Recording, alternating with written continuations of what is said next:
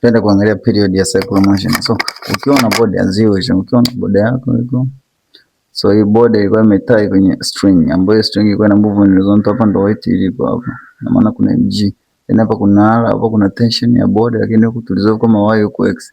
Kwa kutumia angle hiyo tafuta sin na cos. So ile be sin of theta will be equal to x over t, ambayo itakuwa sasa sin ya theta, sin yangu itakuwa sasa na t huku sasa na x, kwa x yangu itakuwa sasa ni t sin of theta.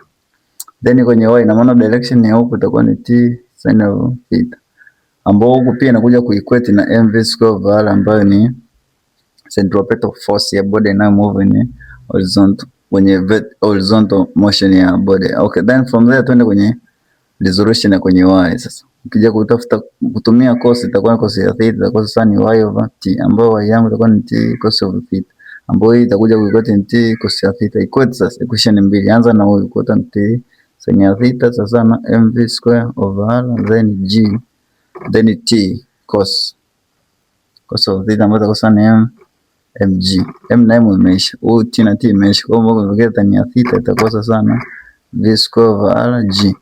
Haya, tunatafuta period, huyu aje arudi huku, itakuwa ni rg tan ya theta itakuwa sasa na v square, lakini tunajua ukitokea kwenye v sasa na wr, na maana hii pachika hapo, itakuwa ni wr bracket square itakuwa sasa ni rg tan of theta. Baada hapo lakini pia tunakumbuka huu w sasa na kusema ni 2 pi over t, pachika yote hapo itakuwa ni 2 pi over t, then r tuna tena huyu r huyu bracket square yote, then sasa na tan ya theta, na maana yote nimeipiga square sababu bado kuna square nje. Sasa kusema 4 pi square r square over t square, ambayo itakuwa sasa ni rg tan of theta. Tunatafuta period, just put over 1 cross multiplication na huu kwa itakuwa ni t square, then rg tan ya theta itakuwa sasa na huu na huu itakuwa ni 4 pi square r square. Kwa sababu tunataka t square divided by rg tan ya theta, then divided by rg tan of theta. Huu na huu yameshika wote, period yangu square itakuwa sasa na square root. Bado sijapiga square root. So tuna 4 pi r square then r square over rg tan ya theta. R itapungua kwa sababu ina moja, so t yangu itaenda kwa sasa na square root. Piga square root ni kubwa,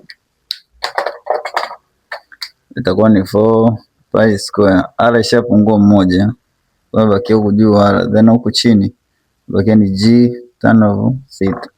4 pi square itatoka nje kwa sababu ina square root, na maana itabakia ni, so period yangu sasa itaenda kwa t itakuwa sasa ni 2 pi square root, ndani imebakia nani, huko juu kuna r, then huko chini kuna g tan of theta. Kwa period ya simple harmonic motion yetu ni hapa.